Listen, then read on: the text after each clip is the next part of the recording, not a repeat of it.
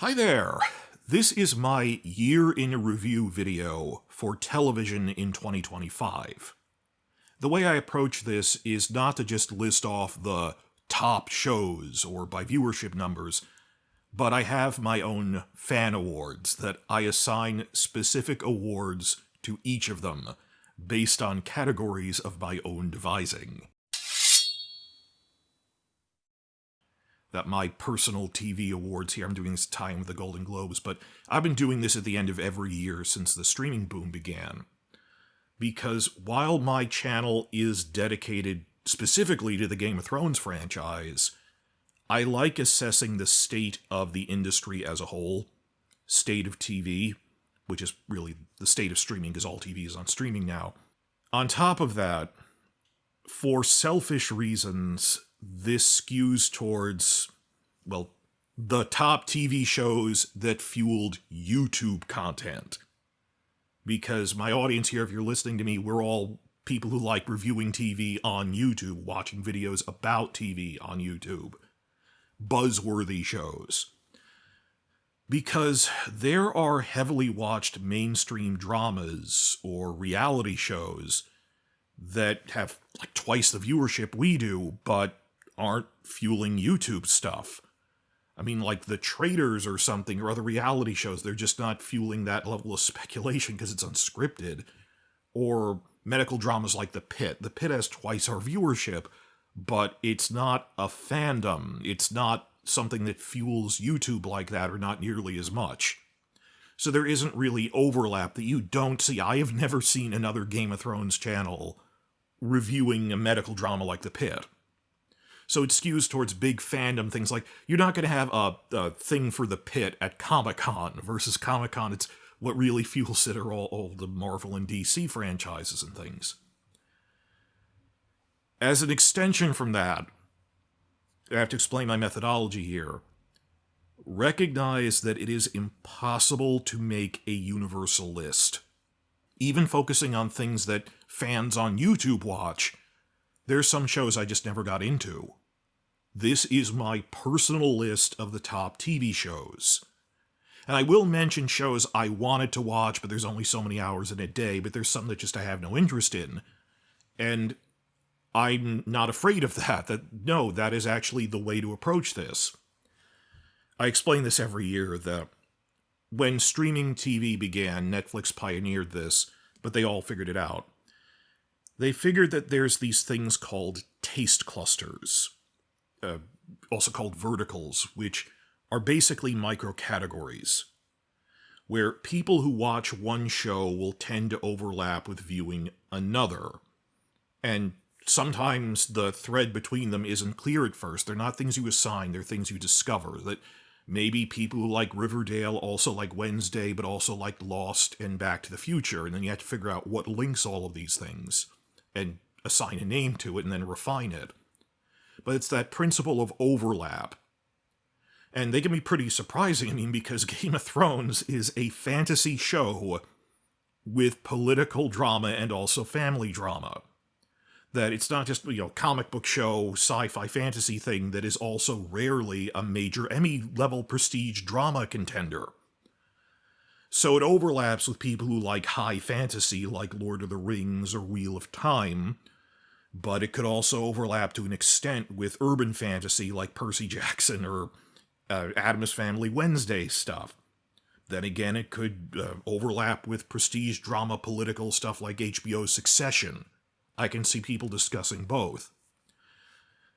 So, the theory anyway, is that if you are already watching my channel, you're interested in Game of Thrones like I am.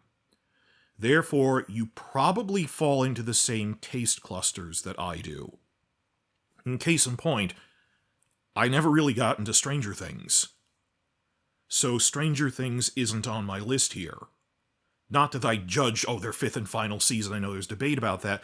No, I watched season 1 once in 2016, and I pretty much forgotten all of it. I thought it was a decent show, but it just didn't appeal to me personally, because I'm young enough I don't remember the 1980s. So it seemed okay, just I wasn't really into it. Even season 1, which I know anyone into that liked, it just It wasn't for me. And I've generally noticed that other Game of Thrones channels weren't really covering Stranger Things either, like season 2 or 3 even, not just the prior season. There simply isn't that much overlap between these fandoms, or even like Wednesday or something. It's a different kind of show. So you see the taste clusters in action. Therefore, this is my list that skews towards Game of Thrones fandom on YouTube. The idea being that these were the shows we watched during the off-season. Like how Red Team Review Preston Jacobs are really into Amazon's The Boys, for example.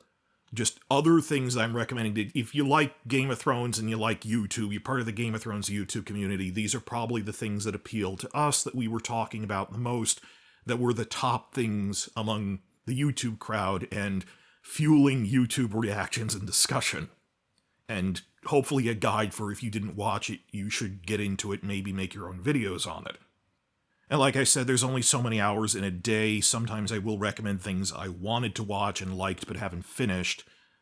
But I also use this as a way to prioritize that of, well, if I didn't get to it, maybe it's because if you're into Game of Thrones, you prioritized, like, Wheel of Time over Succession or something. That's why I didn't get to it, that kind of thing.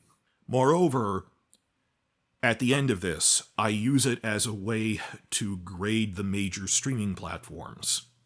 That which ones put out the most content we'd be interested in. So I don't just list the shows and there's awards for them. After that I go, now let's sort them by one of the 7 major streaming platforms, and these are the ones delivering or not. Well, actually, there's really nothing on Peacock. Paramount only has Star Trek, which I'll mention, but you're really talking about 5 major streamers here, plus exceptions. And I'm ranking them at the end for which one delivered the most content we wanted, with an eye towards, I didn't really like that much on Netflix this year. Is it worth maintaining a subscription? Is it worth maintaining an Apple subscription relative, or are these shows I watch? Because these things are expensive to have all 5. And I suspect a lot of you are in the same position, that I don't have an Apple subscription all year. I get it for 1 month, marathon everything in the past year that I might have been interested in, because I'm not interested in all of it all the time. I only go by 1 month. So also that's why this skews away from Apple shows. You will notice that, because I don't get Apple on a regular basis. I binge them at the end of a year or something. So like Foundation I didn't watch when it came out. I watched it later. And I'm sorry for that, but I suspect a lot of you are in the same position. Just by subscriber count, Apple has like 40 million subscribers compared to twice as much for the other streamers. It's not nearly as popular.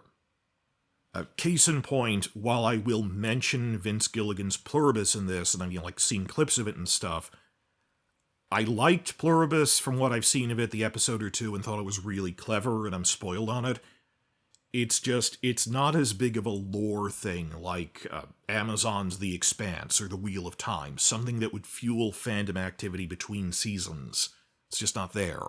And there's going to be a long wait until the next season. It is a noteworthy show.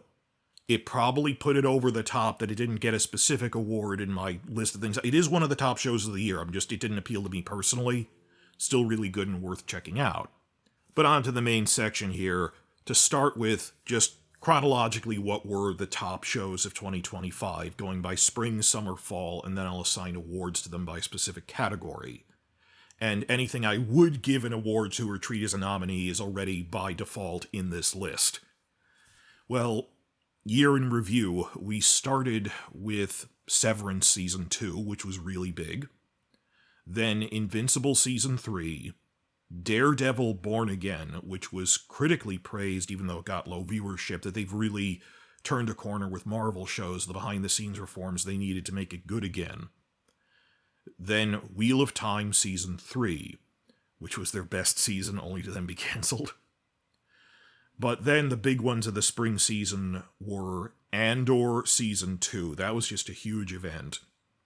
And also talked about was The Last of Us Season 2, which was controversial, but mostly because, well, that's what the video game storyline was like, and I understand that. I'll talk about that more. But in summer, there wasn't nearly as much. Of course, you have to remember that with television, a lot of them go by the Emmy cycle, that the Emmy cutoff is in May. So you tend to see the heavy hitters in spring because it's the last thing they'll vote on. They want it fresh in the Emmy voters' minds. So just think about the things we had at the beginning of this year. Severance, Andor, Last of Us, Wheel of Time. And then there was very little after that. Not just because it was summer, and the start of a new cycle tends to be slow in summer anyway. Even the fall was pretty slow because this was the second year in the rain shadow of the 2023 strikes in Hollywood, the combined Writers and Actors Guild strikes. I'll talk more about that in the Looking Ahead to 2026 video, but this is why the schedule was so thin the second half of 2025 and also the first half of 2024. That the past 2 years, we've only had about 1 year's worth of content in the middle there. In terms of stuff fueling YouTube reactions and reviews and just fueling our channels and stuff. No, objectively, there was a shortage. We've had some problems there, because you think about it. It takes about 2 years for a show to go from green light to releasing. Because it takes a year to write and cast and a year to film. Well, what was exactly 2 years ago before summer-fall 2025? The writers and actors strikes, which lasted from May to October of 2023. So the good news is, theoretically, next year will be the first time in 2 years that we've had a full 12-month annual cycle where there will be content unaffected by a strike. But that's what my next video is for. They're going over, there's a lot more content next year than there was this year or the year before. So things were a bit thin, particularly in summer. What did come out? I was fond of Rick and Morty Season 8. That got me through the summer. That was really the only show on in June and July. And really, if you've fallen off from the show, it got really slow in Seasons 4 and 5, but then once they got rid of Roiland and his unfocused potty humor, Harmon, the narrative humor came back, and just it wasn't blowing me away like Season 3 did, Nothing Will Again. But it was consistently good and thought-provoking, and it would fuel analysis videos of, they're exploring this sci-fi concept in this clever way, so I enjoyed it. I'm looking forward to the next season. I know some people think there's burnout, it's just Season 7 onward got really good again. It's not that I'm, this giant fandom for me, it's just, I'm watching it and I enjoy it and it brings me joy. Particularly because there wasn't a damn thing on otherwise. Well, actually in June, in the animation front, Phineas and Ferb came back after a decade for Season 5, and beyond expectations, it was just as good. It's as good as it ever was. Just really getting into that. But in terms of live-action stuff, Netflix's Sandman Season 2 was surprisingly good. The show ended, it was surprisingly good, and I have to admit, I really, really like what they did with Delirium. The Delirium in the show is not quite the same as Delirium in the comic, even though it's clearly inspired by it. They took it their own way. Better than the comic, I think, in terms of just the actors playing Delirium and their take on it, but Neil Gaiman's personal scandals cast a shadow over all of that, which I realize ultimately is unfair to the cast and crew of the show, because they didn't do that. They were working hard at this. Even the original comic was a group project between multiple, writers and inkers and things like that. I just feel so bad that in 2022, back when that Season 1 came out, and it wasn't just Season 1 of that show, but there were all of these other Gaiman-inspired TV shows like American Gods or other things, or Nancy Boys, that they cut short because of all of his personal scandals. That 3 years ago, it looked like we were going to have a Gaiman-verse on TV.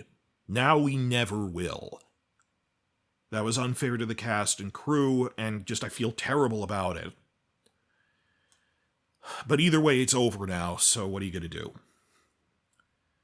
Then in late summer, it's weird for things to premiere in August, but late summer, we got Alien Earth, which even in last year's Looking Ahead to the Next Year video, I said this is one of the things on the top of my list. I'm really interested. We don't know much about it yet.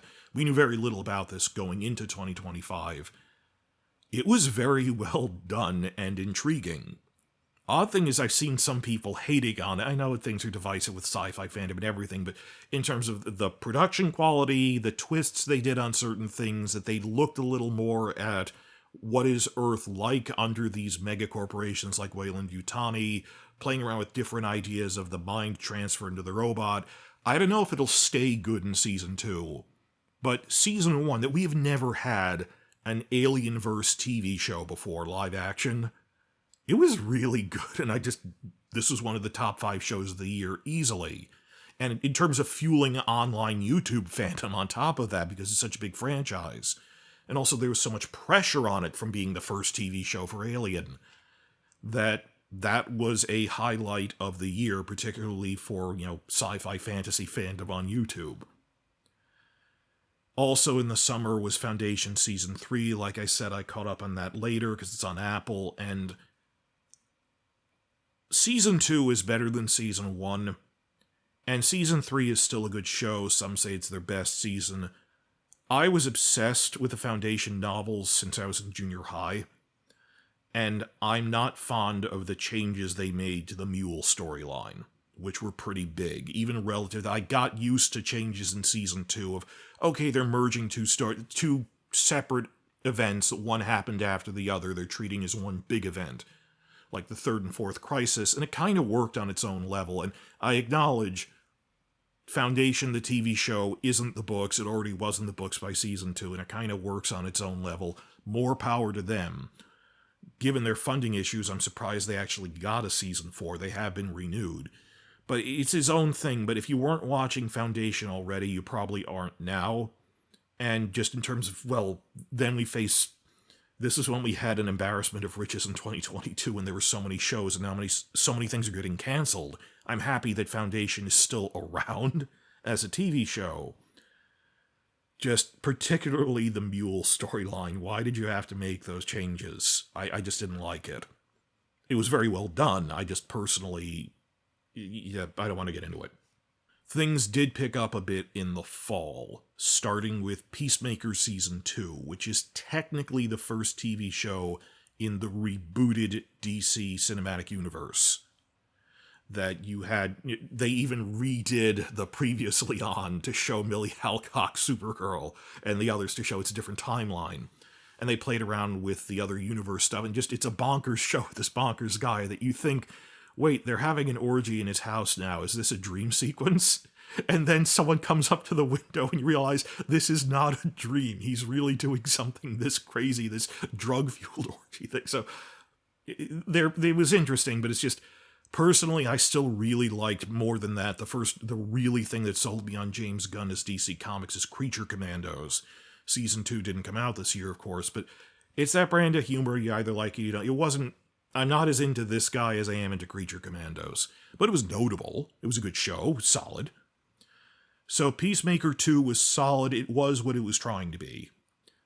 And then we had It Welcome to Derry, which during the dark fall months, that this wasn't just an interesting horror. This was a genuinely scary horror show that I had a hard time watching.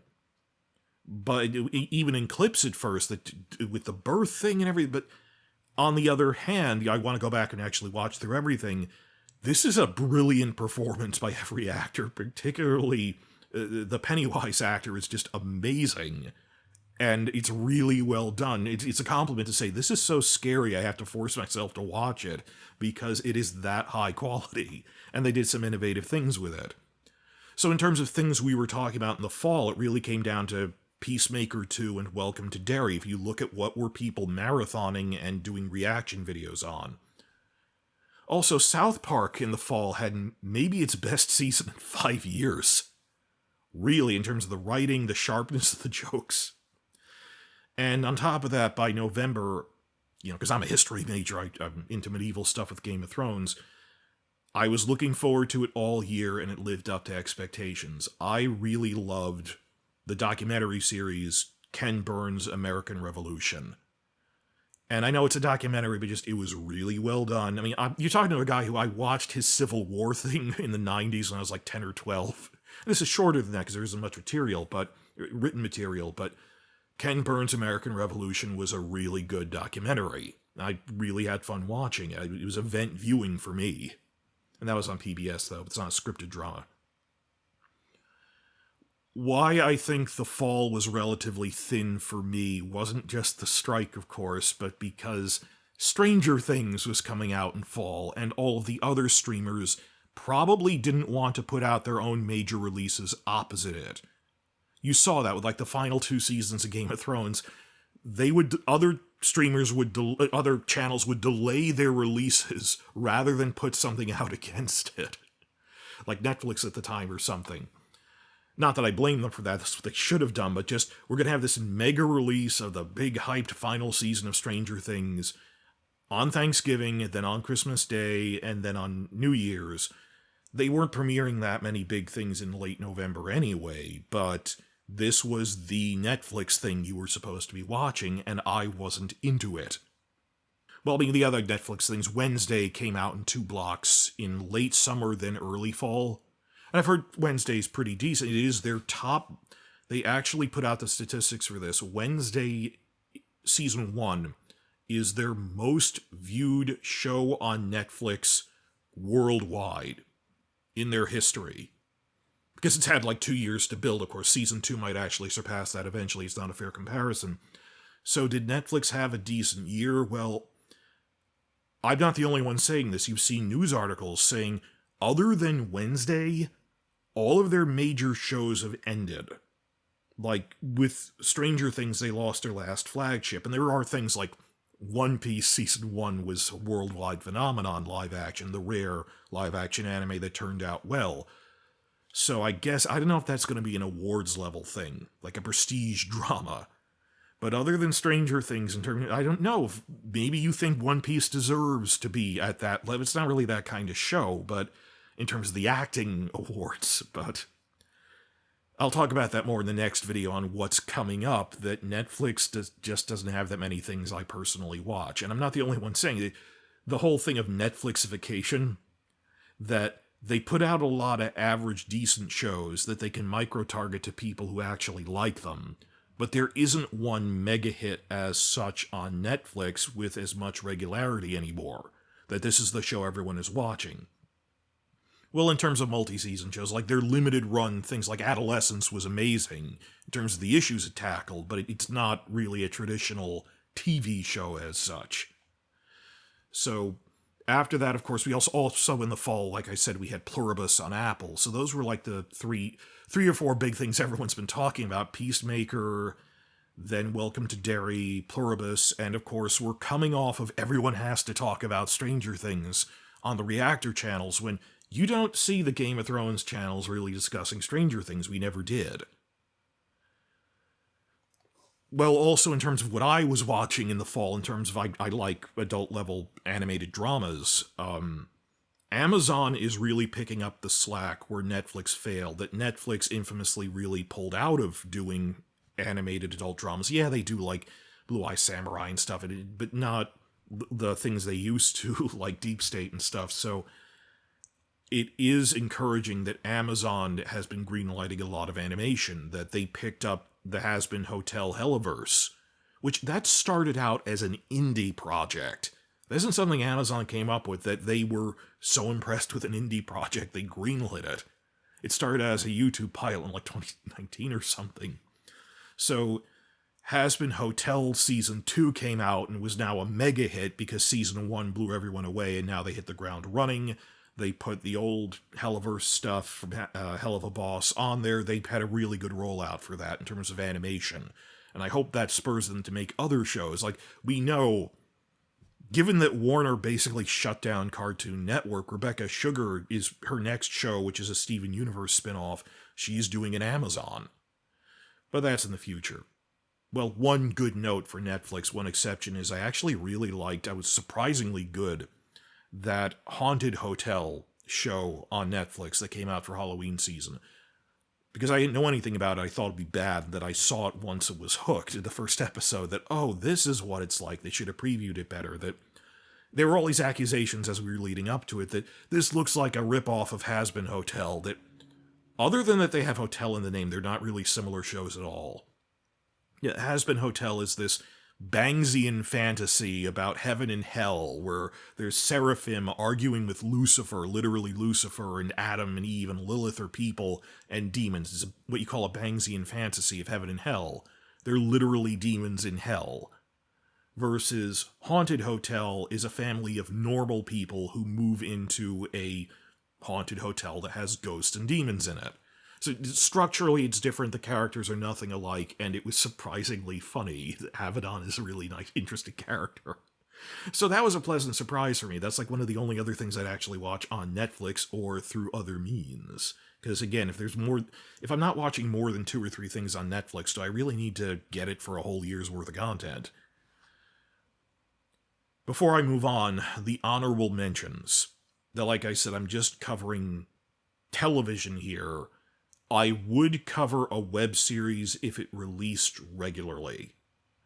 But honorable mention goes to Glitch Productions. That has filled a gap these past 2 years, that as animation, there hasn't really been big animation stuff people discuss on Disney Plus or anything in 2 years. This filled the void. And in some cases directly, Dana Terrace went from Owl House to that, with this screw you to Disney. It's this dark sci-fi Knights of Guinevere, that the pilot alone was amazing. But Glitch Productions, they've had Digital Circus. The Amazing Digital Circus has just turned into a phenomenon. And they've had 2 intriguing pilots for the Gaslight District and then for Knights of Guinevere. And like I said, I went to New York Comic Con back in October. I haven't gone in a couple of years because of the pandemic. Literally half of the people wearing costumes were dressed like Glitch Productions characters. Like, if you were there physically at the con, you would immediately sense how popular Glitch is. And it was a mistake. I kept saying the big thing was they gave it one of the smaller upper rooms that seats like 300 people, not the main stage room that seats 3,000 for the Glitch Productions industry panel. Like Marvel or DC would get main stage, Glitch didn't get main stage, and that was a mistake. Because there was just this line of people cosplaying as Glitch characters snaking around the convention, that there was such a line to get into such a relatively small room that they didn't, even the con planners didn't realize how disproportionately popular Glitch shows are. And I know they're all on YouTube, but have you seen the viewership numbers? And the viewership numbers aren't as good as something with a global audience like Netflix or something, but in terms of fan activity, that is disproportionately important. I mean, for the same reason we don't have panels on medical dramas like The Pit at Comic-Con, we prioritize Marvel or DC Comics at Comic-Con. Maybe you should prioritize Glitch Productions, because it's really turning into its own brand. That they used to just have one thing a year. There was Murder Drones, then there was The Amazing Digital Circus, but then they have these 2 other really good pilots in their own right, Gaslight District and Guinevere. Have they even greenlit Guinevere yet for... Well, I understand they said we're going to do it when we're done with our other shows, not concurrently. We have to finish the other shows before we even get to that, and there's a backlog. I get that, but reason I'm giving them honorable mention is because it's not a normal TV release. They put out 1 half-hour episode every 3 to 4 months, because it's crowdfunded, or through merchandise. And I feel bad about that. It's just I'm saying this is more of what you'd call a movie release pattern than a TV pattern. And it does, but on the other hand, it fuels so much YouTube activity. If you've seen the number of reaction videos for Glitch Productions cartoons, and they're all, adult-level cartoons, and the theory videos and thematic analysis, this is huge stuff. It's just, I consider that more of a movie. So I'll mention that. Never say never. If it really rises to the level of this was the best damn sci-fi thing of the year, I would mention it. I would think it viable because I'm playing fast and loose with my own rules. But just letting you know, it's not going to be up for any of the other awards on this. Just because I don't think, well, does it count? It has such an irregular release schedule. So, 30 minutes into this, with all that preamble, let me start talking about awards. specific award categories. They're purely assigned by me. So I should go over last year's quickly to explain to you how they work. That I came up with my own categories. Like, Most Improved Season, Best Fantasy, subcategories of Best Adaptation. Well, for last year, I felt the Most Improved Season award would go to Lord of the Rings, Rings of Power Season 2. I know the show has problems. Its Season 2 was drastically better than Season 1. It was paced better because the first one was meant to be in binge format. This one they wrote episodically, so it felt better. And if you're going to say, well, it still wasn't a good show, I understand that, but also consider there wasn't much competition. That there was no other show that drastically improved between seasons as much as that did during that year, because it was an off year for Wheel of Time. So understand that relative to the competition, it was the most improved show of the year. Biggest positive surprise and biggest negative surprise. I hope you can understand how this grew organically. That the biggest positive surprise, originally just biggest surprise, was Dune Prophecy Season 1. Because I was not expecting that to be a good show, because it had so many behind-the-scenes problems. Then I said, well, there's another show that deserves to be a biggest negative surprise. Star Wars The Acolyte.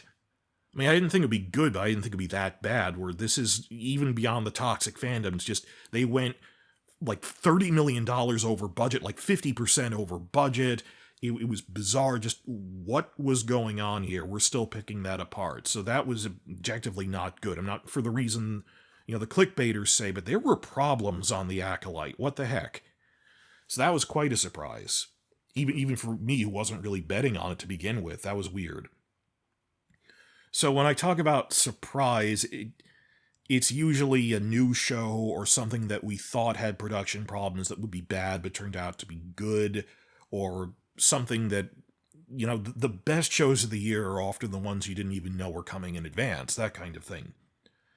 By the way, retroactively, Game of Thrones Season 8 would not have been a surprise at all, because had you been paying attention, the show is bad from Season 5 onwards.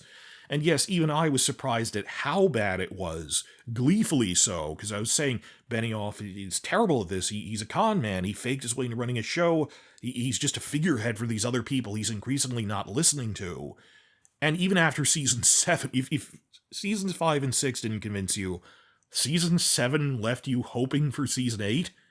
And it's that attitude of, well, I deserve to have a good ending, rather than all evidence to the contrary, that was not a surprise. They had already done so many bizarre things, throwing out the book storyline. It would be an insult to say you were to give that a most negative surprise award.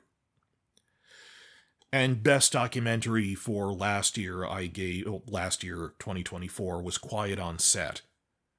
Because that was just this really good, rare documentary looking at the inside of the studio system, particularly for, children's shows and stuff, and just how the cult of personality around Dan Schneider reminded me of Joss Whedon's stuff, of just how much of this is fake for the camera, how little people are actually enforcing the rules behind the scenes, and just this expression of outrage that they had.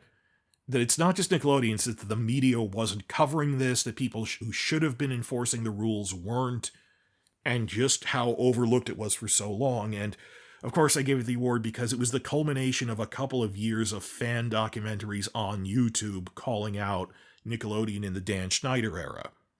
And again, not all of this was Schneider, that it's the system is broken, that there's things he really wasn't responsible for that were still awful that we found out about in the documentary. So that was a really good documentary that I'm holding up for years as an example. That is why I have a best documentary category. And I might not have one every year. This year I do. Best adaptation is flexible because you have to compare something to at least one other thing. You have to have at least two competing shows to make a category.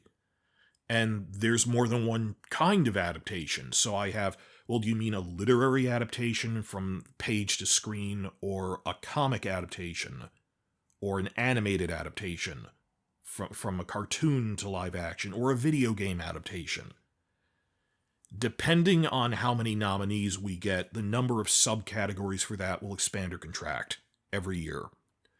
Same thing happens with like costumer awards and special effects things, that they will expand and contract at major guild awards like Best Costume Fantasy, Best Costume Sci-Fi, and Best Costume Period Drama. At times are 3 awards, at times they're 2 or even 1. Depends on how many top-level things we get. Best Video Game Adaptation 2024, for example, narrowly went to Fallout Season 1 over Arcane. That neither one is a direct adaptation of a pre-existing full narrative, but unlike, say, The Last of Us Season 1, which was the year before in 23, that was a direct adaptation. Fallout and Arcane were loosely based on other things. Fallout had a lot harder of a time getting the tone right for the Fallout universe, so I gave it to them. Best Comic Adaptation, for example, for 2024 went to X-Men 97, which was 25 years in the making, narrowly beating out Creature Commandos. Creature Commandos was that good, but X-Men 97 was a dream come true. Also, The Boys is technically a loose comic adaptation, loosely, and it's great. But as an adaptation, Boys isn't really that much of an adaptation. It took some ideas from the comic book compared to X-Men 97 straight up adapting and welding together these really good storylines.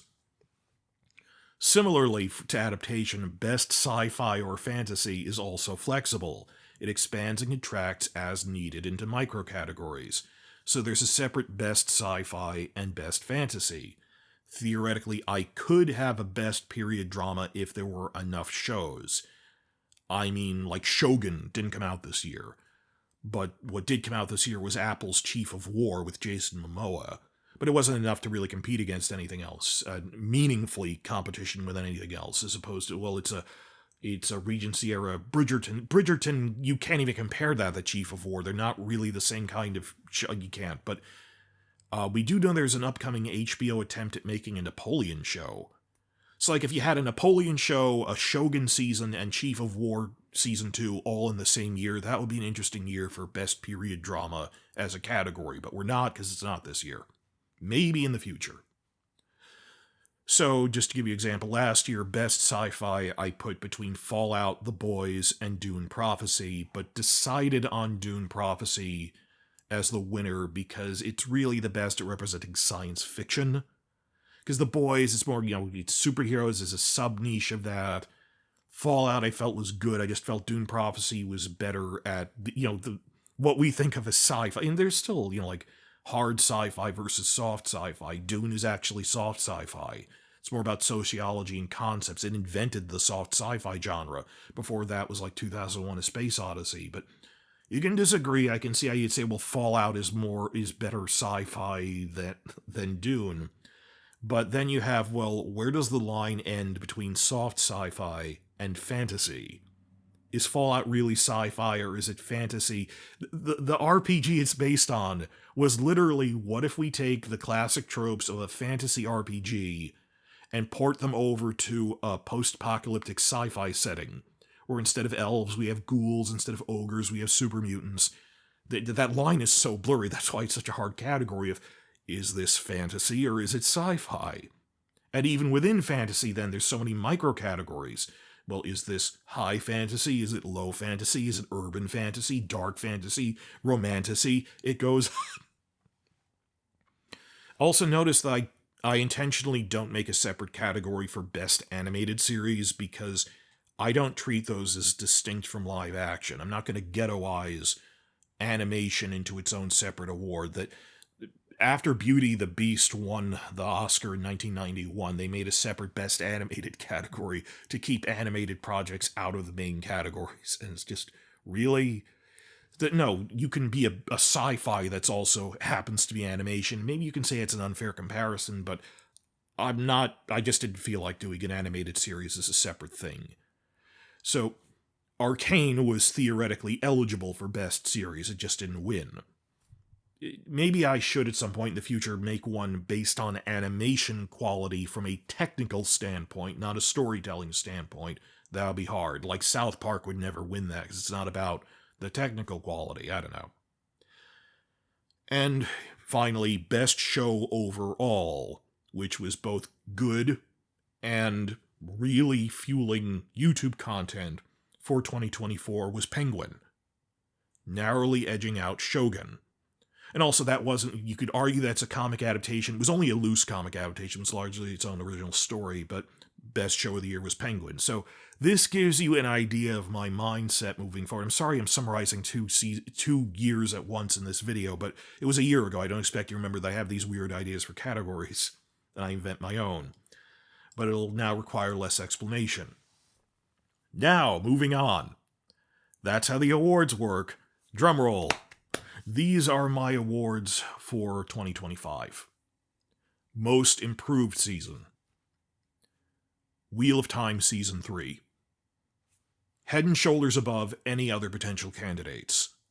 Everything finally clicked, universally considered a massive improvement and their first truly great season. Biggest positive surprise.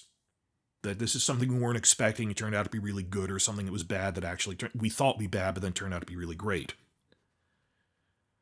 Unfortunately, K-pop Demon Hunters isn't eligible for this award because that is a movie, not a TV show. But that was a big surprise. But no, really, something we thought would fail but turned out to be good is the reverse of Biggest Bomb. And I'd hesitate to put Pluribus in here because on the one hand, we all did expect Vince Gilligan would make a good show. It was only surprising in the sense that we didn't have specific details about it. And that is praiseworthy. It is really hard. I'm impressed with how much he managed to keep the story under wraps until pretty much when it released. Now, I really thought it was going to be like X-Files or something, hunting monsters, and it really wasn't what I thought it would be. It was only like 2 weeks before it aired that I even knew it was about a hive mind.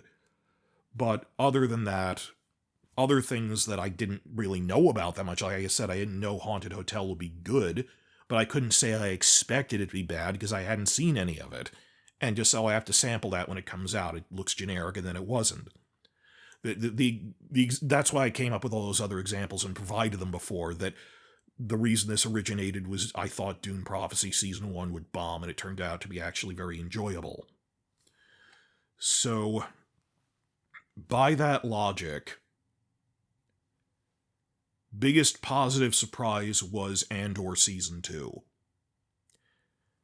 Because it was originally going to be a 5-season show, and they said it's beyond our physical capacity to do that after Season 1.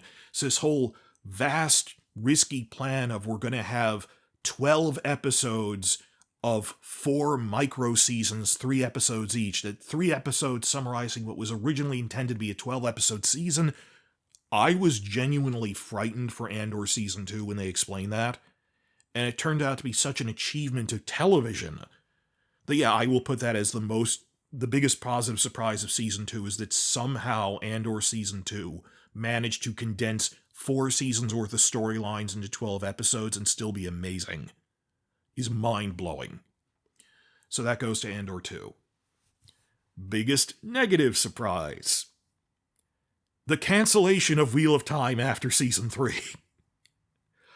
If we're going by events, and again, I'm making up my own categories here, if we're going by not a show is a surprise, but an event is a surprise, cancellations count. The cancellation of Wheel of Time Season 3. If I had to give a series, looking back, I honestly thought that on Adult Swim, they had this really hyped anime that they were funding, an original anime called Lazarus, that was made by these really veteran designers, and then it just really bombed, that it didn't have any impact. They rushed it out. Like, people noticed that the versions that they were airing in Japan 2 weeks later had better animation. Because they were, handing in the rough drafts they had, because they were so over schedule and crunch time, that they were noticeably improved by the time they had more time to work on them a month later in Japan. And just the story didn't grab me. So I had put that on my list of most anticipated things for this year. It was a complete dud. Not even enough to be a bomb. It was just forgettable. So, because that wasn't as offensive, it was just a dud. Biggest negative surprise was the cancellation of Wheel of Time after their most improved Season 3. Best documentary. Without any significant competition, Ken Burns' American Revolution. I said normally you need two things to compete. Well, theoretically, there's a bunch of other documentaries you could have gone with, so, because documentaries are a weird category. I'm just going with Ken Burns' American Revolution. Year before this was Quiet on Set. I don't know what we could have next year that I consider a great documentary that actually is considered part of the cultural moment that everyone is watching and talking about. But moving on, Best Comic Adaptation. The nominees are Invincible Season 3, Daredevil Season 1, Peacemaker Season 2, Sandman Season 2. Though Invincible was comic to animation, not comic to live action, like I said, there weren't enough other comics to animated shows this year to split off into a new category that I considered on that level. Like I said, I have mixed feelings about Sandman Season 2, which was still good despite the behind-the-scenes scandals that didn't really involve the cast, but Invincible has been a breakout. Sandman is its own taste, it's kind of a niche thing, versus Invincible was a bigger YouTube hit, mainstream, bringing people together, fueling more discussions. And this was the long-awaited Invincible War story arc, which the multiversal war, though, against the evil marks that blew everyone away. So, on the balance, I'm going to have to give Best Comic Adaptation this year to Invincible Season 3.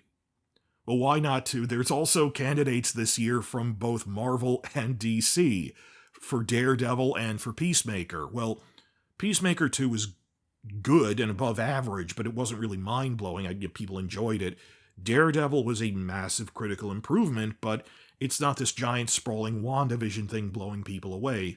So the argument I came up with in my head is that Marvel and DC split the vote between them. You know, like when there's a split vote at the Oscars, that there was a split vote between Daredevil and Peacemaker, which allowed outsider Image Comics to win with Invincible Season 3. That's a bigger thing. Like I said, I weight this towards things that generate YouTube discussion, and just side note here, top shows for YouTubers to make reviews and analysis, one thing I've really noticed is I went through like the top 24 reactor channels that cover these kinds of shows. Invincible is consistently in their top 5 shows ever. Which kind of makes sense because the trend of the big wave of YouTube reactors, there were some before the pandemic, but a lot more during it and after. A lot of them started out during lockdown and what was a big show in 2021. The shows that everyone cut their teeth on were things like Mandalorian, WandaVision, and Invincible Season 1. Particularly because it's such a bonkers show, because you can have these levels of hyper-ultra violence that are physically unrealistic, or you could never do with live people. People getting, mashed into trains and things and just jibs everywhere, and organs. That it kind of works really well for their reactor format of people going, whoa, oh my god, that thing happened, because it's so bonkers. But also because it's consistently still good. And other shows like Mandalorian ran their course and ended. I mean, like, franchises go on for Marvel and Star Wars, not specific shows. So this is one of the new classics, Invincible, that's still consistently good, that pretty much every major reactor will be watching. And that's a good thing when we have a dearth of other good shows. Invincible is one of those top ongoing shows for the YouTube fandom for sci-fi fantasy. Moving on. This was a thin year for video game adaptations. Last year was a lot bigger.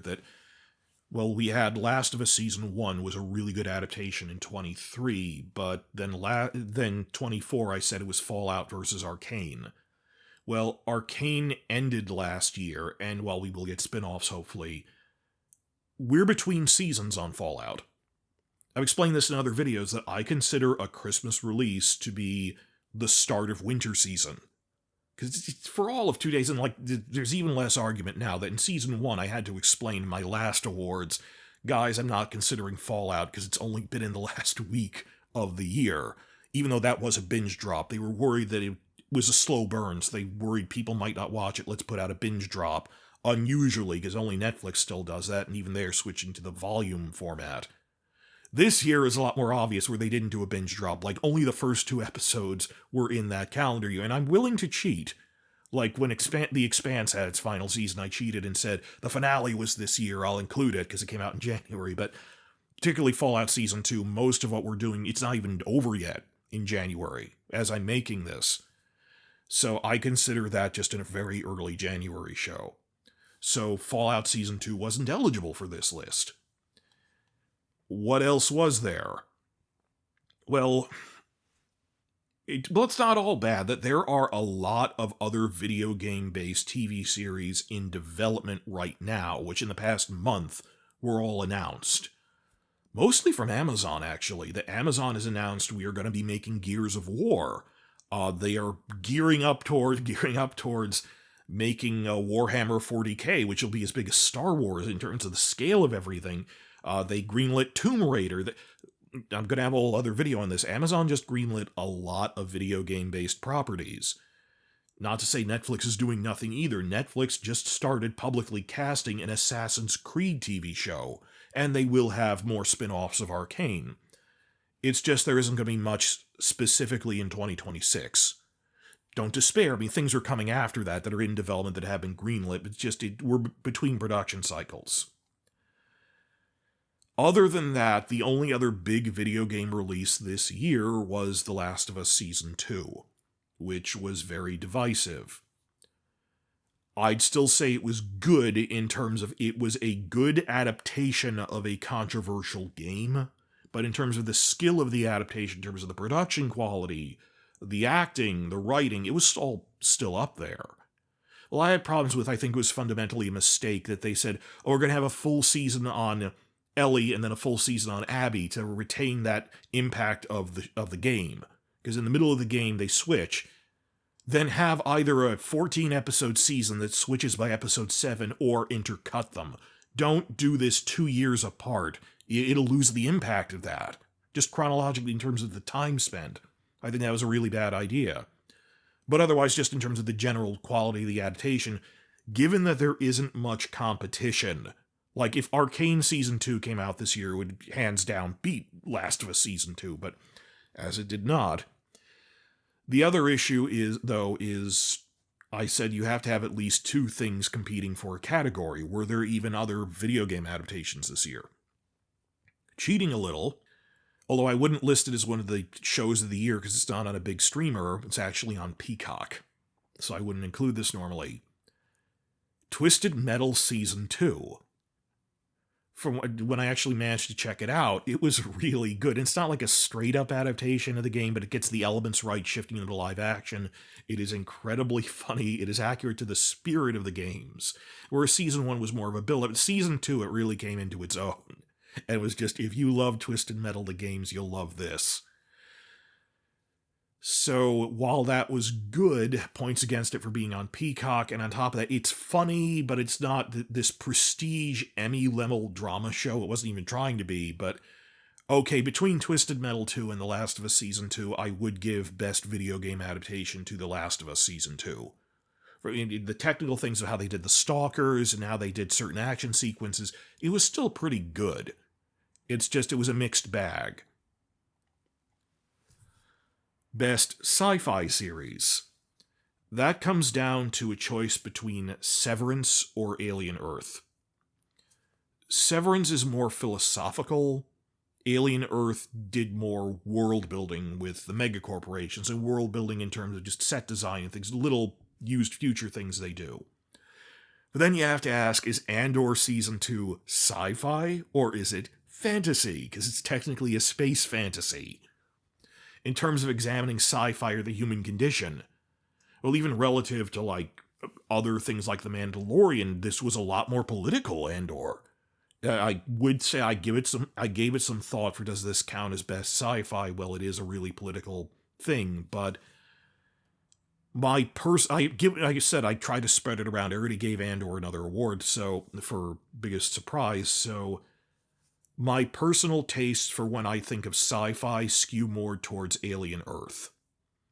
Yes, Severance got some points against it because it's on Apple, so I just never really got into it. And I know a lot of people, every YouTube channel was going over Severance when it came out. And the mystery element of it fuels a lot of discussions. Just my tastes, for the Game of Thrones crowd, I just liked Alien Earth more. And it actually had a harder job than Severance, so that's what put him over the edge. Severance is an original story. Alien Earth had the difficult task of being the first TV show building off of a beloved R-rated movie franchise, which is really hard to do. And they managed to, pretty much the fans are enjoying it. And we were always yelling about little things, but in general, this is a really good achievement. So best sci-fi show goes to Alien Earth. If you're R-rated, if you're PG-13, go to Alien, but no, officially Alien Earth. Best fantasy. And again, we could subdivide this like crazy between urban fantasy, between Stranger Things and Wednesday, dark fantasy, romantasy. Technically, they didn't make, they shelved Fourth Wing, but they're going to try to shop it around. Biggest thing is, like, is it Wheel of Time 3 or is it Stranger Things 5? One is medieval fantasy, the other thing, or technically Hazbin Hotel is a fantasy, Haunted Hotel is a horror. Welcome to Derry is technically a fantasy. It's a horror fantasy. My conclusion was to jokingly say that the multiple urban fantasy nominees led to a split vote situation. That Welcome to Derry and Wednesday and Stranger Things all cancel each other out, so that I am giving the Best Fantasy Award to Wheel of Time Season 3. And I'd really challenge anyone to say otherwise, because given that awful cancellation, they really deserve it. It was a big improvement in terms of it's high fantasy, not low fantasy like Game of Thrones, but just, when will I be able to give them an award again? Well, I hope that they're saying we're trying to shop it to Apple TV. I hope that the fan campaigns work on that in a year or two. You never know. But, yeah, Best Fantasy Wheel of Time Season 3. Finally, Best Show Overall. In 2024, I gave that to Penguin, because in terms of an Emmy drama with comic book elements and working in... there were a lot of Easter eggs in it for the comics and things, and it worked in the core elements of that. Penguin was just amazing. It was Show of the Year. It even edged out Shogun for me, which was a bigger scale and everyone was really loving, but Penguin just, in terms of the amount of people watching it, because comics are easier to get into than a period drama, even though it was really popular, Shogun went to Penguin. So you get my mindset of just, this is the thing everyone was watching and making YouTube content about, particularly. So the candidates are here, and the nominees are Severance Season 2, which really dominated the spring, Alien Earth, Andor Season 2, Welcome to Derry. Again, because I just wasn't into Severance as much, I'm torn between Alien Earth or Andor 2 in terms of TV making quality. The winner is Andor Season 2. I will put an asterisk here that you could make the argument, and I've seen others mentioning, I'm just openly saying, you could make the argument that Andor Season 2 should be disqualified, because it wasn't really even trying to be a straightforward TV season anymore, because it was a mini-series condensing 4 seasons into 3-episode mini-arcs. It was a set of 4 TV movies, long TV movies. And that's not a bad thing. It's not, it wasn't trying to be TV, it transcended television, is what I keep hearing people saying. It was more of an event. So if you're going to be a stickler for the rules and strictly enforce, it has to be an ongoing series in a regular season format of beginning, middle, end. You might argue that Alien Earth, but given that I already gave Alien Earth Best Sci-Fi, that's why I also hesitated to give Andor Best Sci-Fi. You see, they're paired. That it was a head-to-head between Alien Earth and Andor for both Best Sci-Fi and Best Series. So I gave Best Sci-Fi to Alien Earth, and I gave Best Series overall to Andor 2. Just in terms of the scale they did, how it really reinvigorated Star Wars fandom, even though it's the final season of something, that you can achieve this level of quality. And it's Andor versus Alien Earth. It's the difference between an R-rated movie and a PG-13 movie, that Best overall is weighted towards what everyone was talking about. More people watch a PG-13 movie. You might argue Penguin was really R-rated, not PG-13. I think it was a hard PG-13, but in terms of moment of the year people were talking about, the Gorman arc in Andor 2's episodes 8 and 9. I think of those as just one thing as they replay the footage. The Gorman massacre, and particularly as the lead up to Mon Mothma's Senate speech about the Gorman massacre, that moment of, and they said that it won a writing Emmy. Managed to be a sci-fi show that broke in to win a writing Emmy. And that was the TV moment of the year. Mon Mothma's Senate, Gorman massacre and Mon Mothma's Senate speech about it counted as one thing. I don't know if I'll give out TV Moment of the Year awards later, like a Red Wedding thing would be Moment of the Year, but if I did, that would be it. Gorman massacre and Mon Mothma's Senate speech about it. That united the world talking about it on YouTube. So, in summary, we have Most Improved Season, Wheel of Time Season 3. Biggest positive surprise, Andor Season 2 managing to be amazing despite condensing 4 seasons into 12 episodes. Biggest negative surprise, the cancellation of Wheel of Time after Season 3. Best documentary, Ken Burns' The American Revolution. Best comic adaptation, Invincible Season 3. Best video game adaptation, The Last of Us Season 2. There weren't that many nominees. Light competition, what are you going to do? Best fantasy was Wheel of Time Season 3, again. And a toss-up between Alien Earth and Andor 2, I went with best sci-fi is Alien Earth, best overall is Andor 2. My only regret is that Andor is over now, but it will inspire... This is something Star Wars can achieve things on this level, and we won't be able to do quite as many things with Palpatine, the Empire, Mon Mothma's Senate speech. We knew that was an event that happened. Like Star Wars Rebels mentioned, the expanded universe mentioned the rebellion really started, like in the 90s, mentioned the rebellion started after the Gorman massacre. In earnest, it started when the Gorman massacre happened and Mon Mothma gave a speech about it. Star Wars Rebels started mentioning, you saw the after effect of it like 10 years ago on Star Wars Rebels. And now we saw this. Big moments like Palpatine dissolving the Senate is something that can only happen once in the fictional universe. So with all of that in the construction of Death Star, I don't know if Star Wars will be able to find another event on that scale again to tell a story about. But they've proven they're capable of it. That it's in them and they can find stories to tell. It's in us.